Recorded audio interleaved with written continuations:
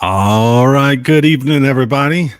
Hope everybody can hear me out there in YouTube land and internet world. Running a little bit late, but that's just what happened today. Thank you for signing up, showing up. All right, let's see here. Let me straighten my shirt out. Looks kind of weird. All right, so all right, we got Melissa's here. All right, here's Melissa. She was here last week talking on the show. If you want to call it a show, that's what I do. Thanks for showing up, Melissa. Got Katie here from Greer. Jane showed up. Amy from Indiana is here. Karen saw the meditation last week was being recorded. Let's see, there's a question. And are all your meditations recorded? No, none of them actually are. I think the Zoom call gets recorded, but I don't think I save them.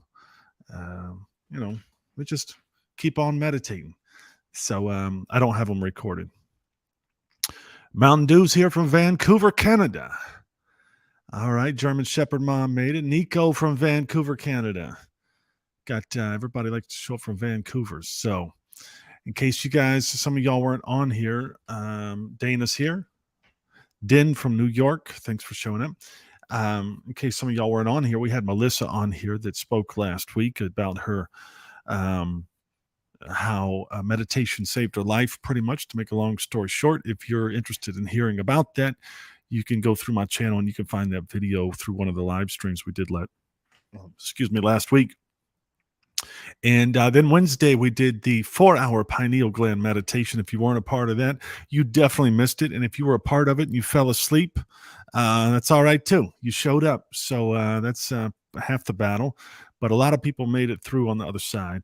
And it was a great meditation. I enjoyed it. It's a powerful group to meditate with for 4 hours. It's interesting how, a 30-minute meditation or an hour meditation is one thing. But you get into hour 2, hour 3, that meditation starts to evolve.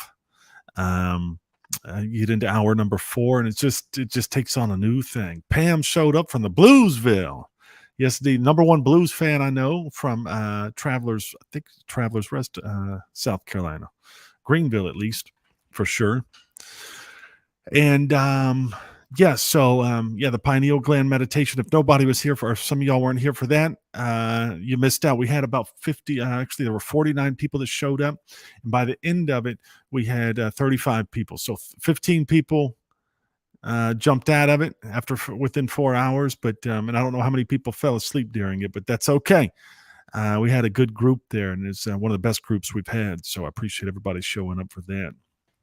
So, yes, it was Katie, it was a big turnout. We missed you. We wished you could have been there, but that's all right. You'll have to come to the next one with us. That's all right. So again, if you're just getting on here, there's no cover charge. I say this every week. We've got a lot of regulars on here, but there's no cover charge. We don't sell you anything. Just write your name and where you're from, or just let us know where you're from. That's the only thing we ask. I think we've got I put a poll up, I believe. I did. I might have done that earlier, but if there's a poll, you just vote for a meditation that we're going to do after this talk. Now, if you don't know what the meditation is, just pick one. It's no big deal. Oh, there's a poll. It looks like The Alchemist has got 50%. We got 12 votes so far. All right, so people like The Alchemist. I like that too. So keep rolling with it. Let me pull this out here. Let me pop the chat out there. All right, good. I can get rid of that.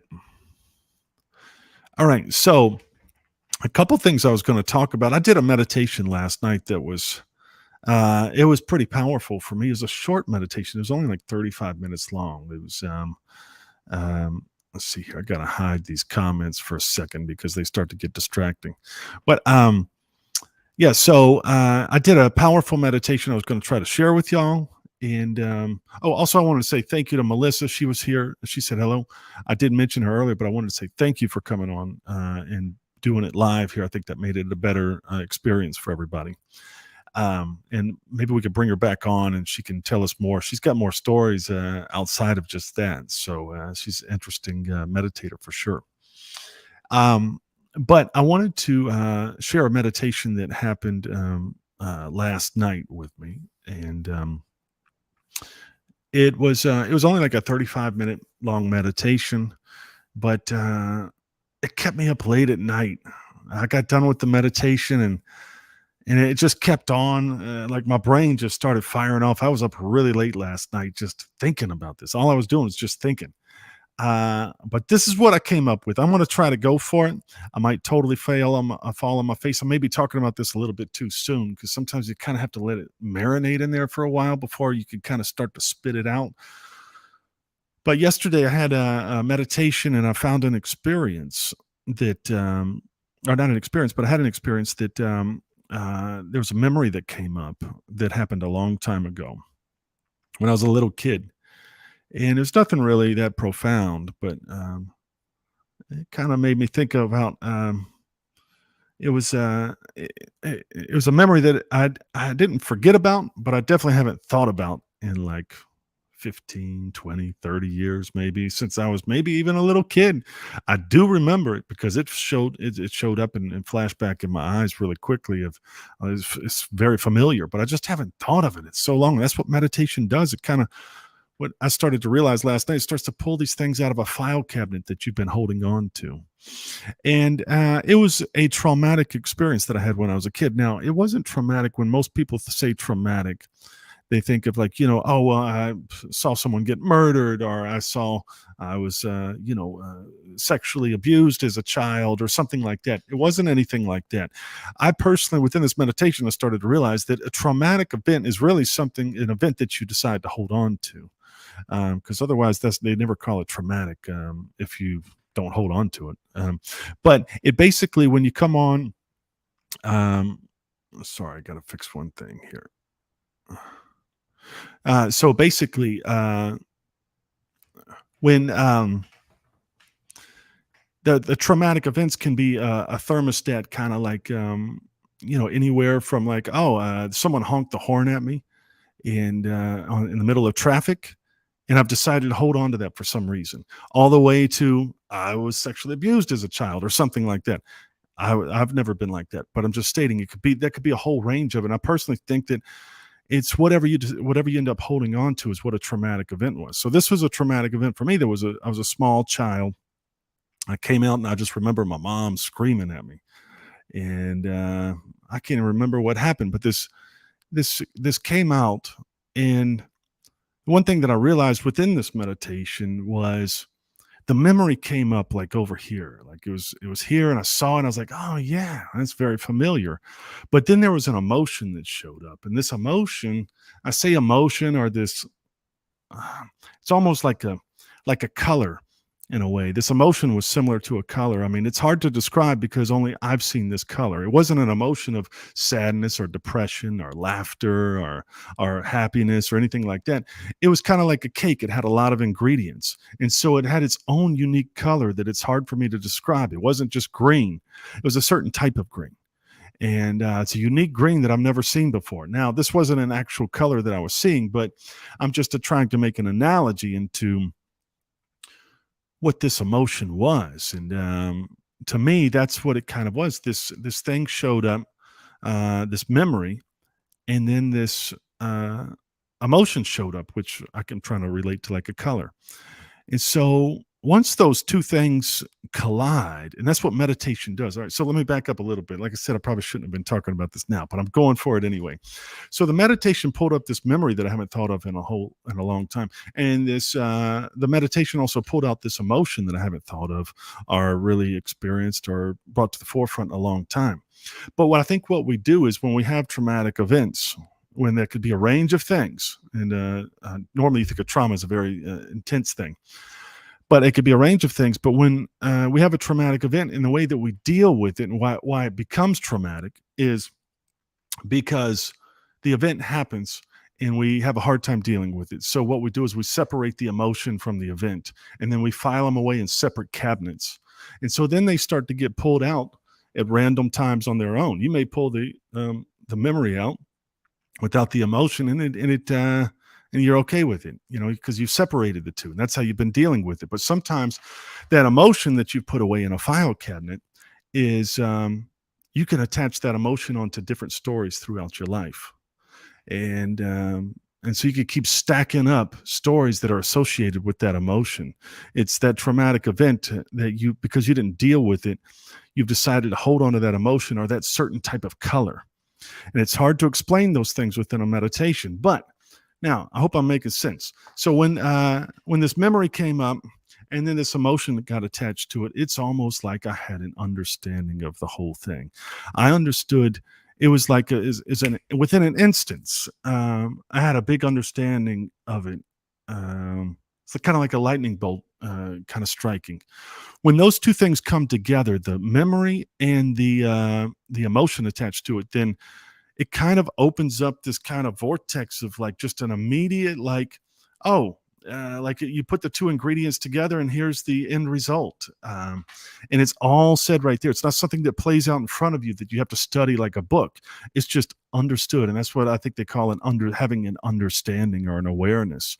And it's true. I had an understanding yesterday that, I'm trying to sort out into words, but that emotion, because I had an understanding now I'm able to let go of this past experience, because I think it's all these little traumatic events that we hold on to that kind of shape our decisions throughout the day in our life, how we respond to people and how we make decisions. And it's always influenced by this crappy traumatic emotions and memories that we've been holding on to. And so if you start letting go of those things, then you slowly start making little different decisions, and then you start to respond differently out in the world out there, which then over time you're going to end up your life is going to start to look different. And that can happen quickly or it can happen fast. So another thing that I'm trying to say with that is when you put the memory with the emotion, those two together, you have an understanding. It's okay. It's like you're okay with it. Last night I was thinking, it's kind of like when you hear that somebody is died, like passed away, your immediate reaction is like, oh my gosh. And what do 99.9% of the people say? They say, what happened? Tell me what happened. And I was within this meditation, I was going, why do people say that? Like, what? That's kind of selfish in a way. But I've realized it's what it is people say, what happened? And they go, oh, well, he had a heart attack. And then you can, in your mind, you can go, well, here's the experience that happened and here's the reason why. So now I can start to deal with this because I have the information.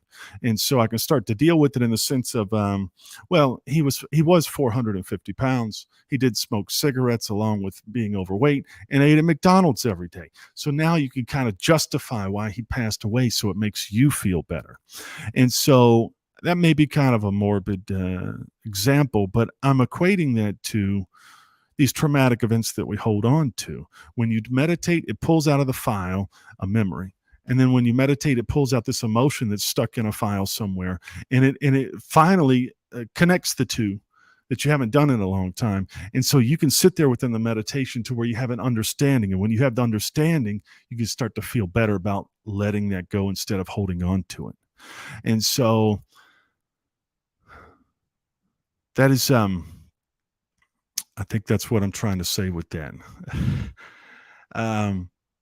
Yeah, I probably should have maybe thought about it for a little while longer, but that was the experience that I had yesterday. These things that I find and discover, I hope that makes sense. I'm still trying to figure it out in my mind here, but yeah, I don't really read books on meditation. I just am doing my experience. I don't study meditation. I've just been doing my experience, and I find that to be working for me better than to read a book. And that's another thing that I've noticed is there's multiple people that I've met this week, and I'm not knocking them. I'm not judging anybody or think that they should be doing something different. But I've just noticed that people will say, people will confuse knowledge in a book with having the experience themselves. Just because doesn't mean that you've had the experience. The experience, and you have to have. When somebody reads it out of a book, you're going to probably start looking for that. And ultimately, when you're in a meditation, you can't look for something that's familiar. Everything is different. Everything is, it's a unique experience that can't be explained. That's why these things are hard to explain, even though they happen in a flash of a minute. I could sit here and talk about it for hours but still doesn't do it any justice. Like I said, it's like trying to describe the Grand Canyon to somebody. That's kind of a hard thing to do. You kind of have to show up and go out there and go, oh, that's what you're talking about. All right. Okay. I get it now. And so that's what meditation does. It takes you to the Grand Canyon. You sit there with your stuff and the traumatic events you've been holding on to, and it pulls those out and it makes those connections together to where now you can release all that stuff. You have an understanding. So I hope that makes sense. That's what came out of my meditation yesterday. I'm trying to think if I left anything out, but I still got to do some thinking on it. It was wild how a 35-minute meditation, that didn't go on for 35 minutes. I will say that was just probably about a minute and a half, that whole thing that I explained. But I sat there for about 4 hours after just thinking about it. I'm still trying to sort it out in my mind, but it's like these things just kind of showed up, and there's definitely an understanding. I love meditation. I'm another thing that I wanted to share is I've heard that people say, "Well, I need to spend more time working on meditation, or need to find time for meditation." And I think that's a kind of a different kind of approach than what you should take. You should get excited about this meditation, and it should become more about you're getting curious. What can happen next? I mean, anyway, that's how I look at it. That I don't believe that that's how everybody should do, and everybody should do it my way or what I do. But I do think there's something to that, and you got to find some leverage somehow or another to get curious about this stuff, to get excited about what's going to happen next, as opposed to going, I got to find time in my life, or I have to, I feel, I got to find time to work on it. Like, you don't. That's kind of like saying, I don't have time to take out the trash, or I don't. You got to get a little bit excited and curious about this, and that's where you're going to start implementing this thing every day, as opposed to just trying to force this thing in there. There's no forcing with it. I think if you're going to practice it every day, and I don't even think it's a practice, it's just, I get excited, man, meditating. I mean, I never would have said that a year and a half ago, but I get real excited about it, curious to see what's going to happen, see what's going to come up, what I'm going to discover next. I think the brain and the body and life and just being here on planet Earth is a wild experience, and it's a wild ride. And meditation has definitely enhanced that whole experience for me. Definitely made me a lot more curious about life in general. And for some reason, outer space. I don't know. I've been watching like space documentaries. I don't know. It's ever since I've been meditating. I don't know if they're connected, but for some reason, I've been fascinated with the stars and how far away they are. Just what we know about them now and what we don't know about them. So probably very similar to meditation. We know very little, and there's a lot that we don't know. So I'm hoping that makes sense. I probably rambled on for a little too long about that, but Nico has got a question here. Do you think it mattered which meditation guided caused this memory? Which meditation did you do for Dr. Joe? It was the Courageous Heart is what it was. And if you've got the link, let me know, Nico, if you don't have it. I've got a link to just pretty much all of Dr. Joe's meditation. So if nobody has that, you can message me or join our Facebook group, and I'll put it over there. And you can go onto that Google link, and you can go and check out any of the meditations. Do I think it was the meditation? No, I don't. I really don't. And I know that I think it was just that I took time to meditate. Once I get into that deep meditation, I'm not thinking about what's going on in the Dr. Joe meditation and the sounds and all that. You're in a space, and that just becomes kind of elevator music. So it's not in the forefront. It's not something that I'm, that's really like in the forefront of everything. I'm more in deep. So I don't think so. But I mean, I also don't claim that I really know anything about this stuff. This is just my experience, and how I respond to these things and what my experience is. I mean, I think everybody's experience is different. So, so that's my answer. There's a good example was Melissa last week. She bought one meditation, and she saved her life using one meditation for a year and a half. That's all she did every day. She didn't go out and do 45 searching for different meditations. She just kind of picked one, and she didn't know if it was the right one or not, but she did it every single day. And so I think that shows something there, that it's not the meditation per se. It is just doing it. It's kind of like working out. Does it matter if you run or if you ride a bike? They both do a pretty good job. I don't know. Maybe that's not a terrible example. I don't know. But that is a good question. A lot of people ask that, and I appreciate you asking that, Nico. That's my personal opinion. I know people would probably feel differently about it. So, but I can't lie to myself. All right, Dr. Joe says if you have a problem making time for meditation, go about it like, excuse me, I have a date with divinity. Yes, I mean, that sounds exciting. That sounds like, holy cow, like what's going to happen? So, yeah, I get excited to meditate, and you can call it divinity, the quantum field, you can call it all sorts of stuff. Once you start getting some experiences under your belt through meditation, then they're hard to deny. And then you get real curious, like, what the hell is going on here? And so that's kind of where I'm at. That's what works for me, but I get it. Not everybody is in that headspace. And so, all right. So, all right. German Shepherd Mom said, yes, outer space is fascinating. It sure is. All right. Jane says, my new healthy addiction is the 4-hour pineal gland meditation. That's not a bad thing to be hooked on to. All right. Mia Pia showed up. All right. Don't tell Dr. Joe it's elevator music. Well, I don't think it's elevator music, but I mean, it's not, it just becomes, I like it. That was good. That's good. I won't tell him, but you guys could tell. I don't know. Yeah, anyway, it doesn't become the forefront. It doesn't become the center of attention anymore. The meditation is taken over when you connect with it, and that becomes the center of attention. And the meditation music, the Dr. Joe, that meditation in the background, it's just kind of there to help keep you away from thinking about how you're sitting on your couch in your living room. So Monica says, I sometimes use it when something comes up and I need to transform it and guide it through my heart. I probably missed a couple of questions from what you guys were saying earlier. Got Roy here from Sydney, Australia. Thanks for showing up, Roy. If you're just getting here, we're going to be meditating here in about 4 minutes. And we'll be getting started here soon on the Zoom call. If nobody is a part of the Facebook group, I've got a Facebook group. Let me see if I can pull this up here. It's probably easier if you just go to Facebook and type in Gregory Hodges meditation music. I'm sorry, Meditation Monday.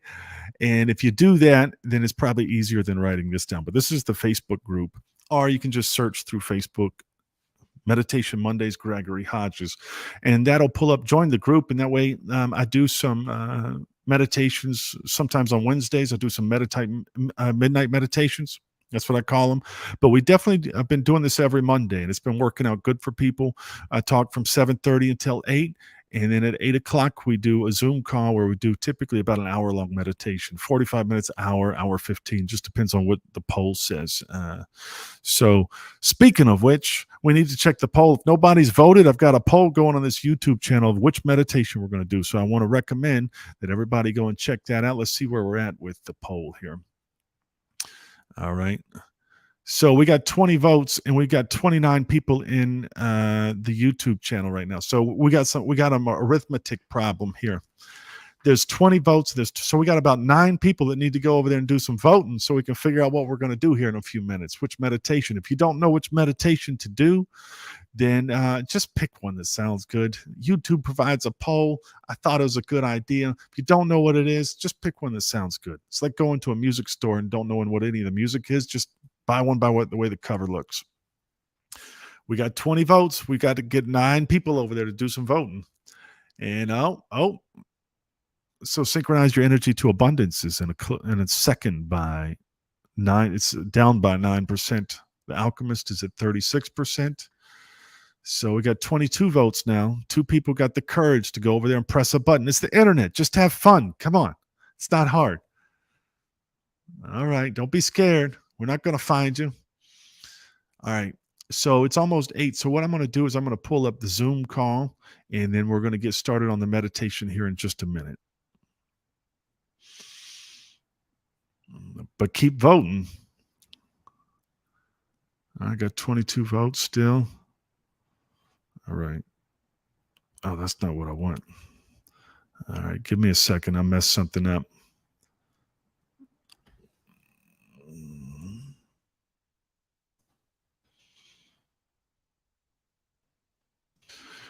Sorry, I didn't get this prepared. No, come on, dude. Oh, God. All right, sign in. Yeah, I messed this up earlier. Sorry about this. I know this is taking a minute. I try not to waste everybody's time if I can help it. Um, come on. All right, meetings today.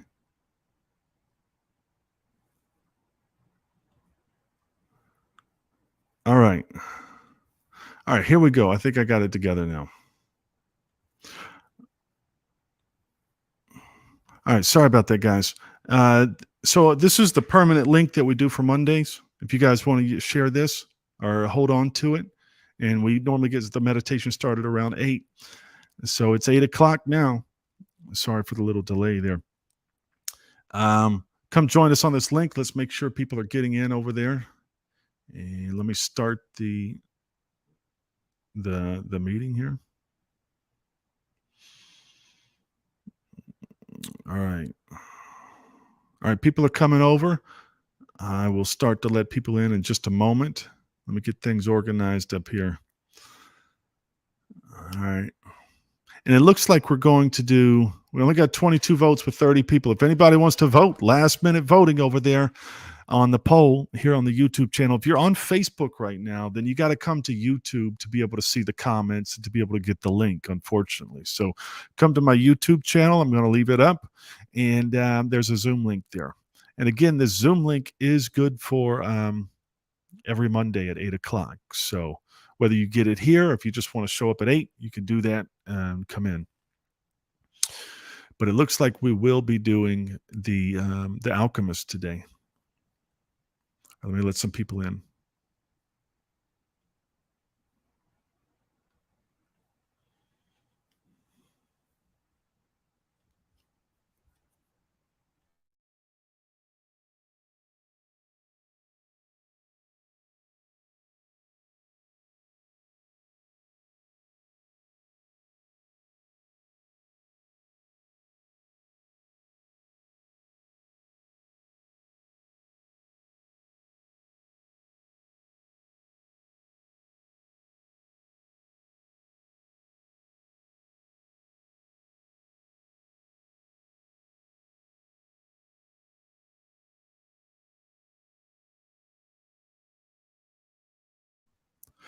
All right, last call. We're going over to the Zoom call here from YouTube. If you're on it right now, come join us on the Zoom call and start doing the meditation with us. If you can't do the full hour, then just come do 5 minutes, do 10 minutes. Just see what we're doing over here. It's kind of crazy, stuff's happening. Do life. It's not hard. Just sit there and close your eyes. It's not complicated. So come on over, people. There's no cover charge. All right.